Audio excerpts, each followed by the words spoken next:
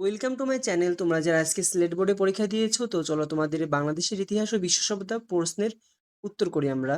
এক, ফরাজি আন্দোলনের প্রতিষ্ঠাতা কে ছিলেন? সেটা হবে আমাদের গ হাজী শরীয়তুল্লাহ। দুই, বক্সারের যুদ্ধ হয় কত সালে সংঘটিত হয়? সেটা হবে আমাদের ঘ 1764 সালে। তিন, গৌড়ের নামকরণ জান্নাতাবাদ করেন কে? সেটা হবে খ হুমায়ুন। চার, বারবিয়াদের চূড়ান্তভাবে দমন করেন কে? সেটা হবে ক সুবেদার ইসলাম খান।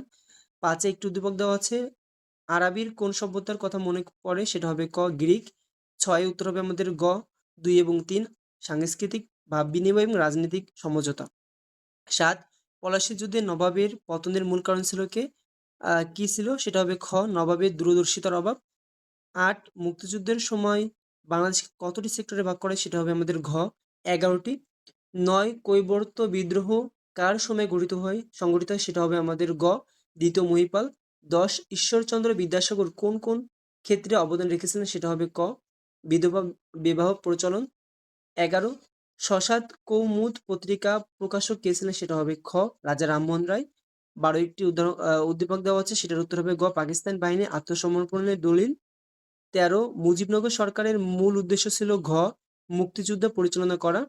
14, উত্তর হবে আমাদের গ ফকির সন্ন্যাসী আন্দোলন। এরপরে 15তে দেওয়া আছে, অপরাজেয় বাংলা নির্মাণের উদ্দেশ্য ছিল আমাদের ঘ বাঙালির প্রতিবাদী চরিত্র ফুটিয়ে তোলা, ছাত্রদের গৌরবময় ত্যাগকে স্মরণ করা এবং তরুণ মুক্তিযোদ্ধাদের লড়াকু চেতনা ফুটিয়ে তোলা। 16, রোমান সভ্যতা কোন তীরে অবস্থিত? সেটা হবে আমাদের খ টাইবার। 17, দানসাগর গ্রন্থের রচয়িতাকে? সেটা হবে গ বল্লাল সেন।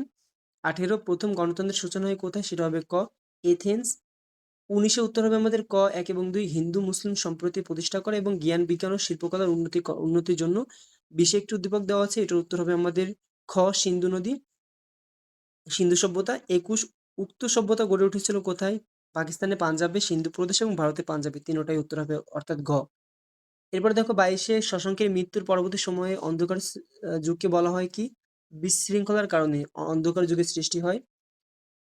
23, গ্রিক সভ্যতার লোকেরা পূজা করত প্রাকৃতিক শক্তির, বীর যোদ্ধাদের এবং জড়বস্তুর, তিনটাই হবে উত্তর ঘ। 24, শশাঙ্কের রাজধানীর নাম ছিল আমাদের গ কর্ণসুবর্ণ। 25, সেন বংশের প্রতিষ্ঠাতা কে ছিলেন? সেটা হবে আমাদের ঘ সামন্ত সেন। 26, চিরস্থায়ী বন্দোবস্ত প্রবর্তন করে কে? সেটা হবে গ লর্ড কর্নওয়ালিস।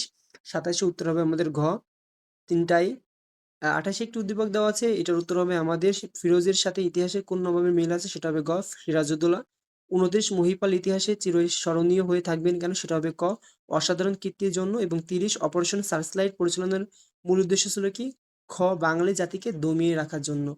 তো প্রিয় শিক্ষার্থী বন্ধুরা, তোমাদের কার কটি এমসিকিউ হলো সেটা কমেন্ট বক্সে জানাও, এবং সবার আগে সমাধানমূলক ক্লাস পাওয়ার জন্য চ্যানেলটি সাবস্ক্রাইব করে রাখো। ধন্যবাদ সকলকে।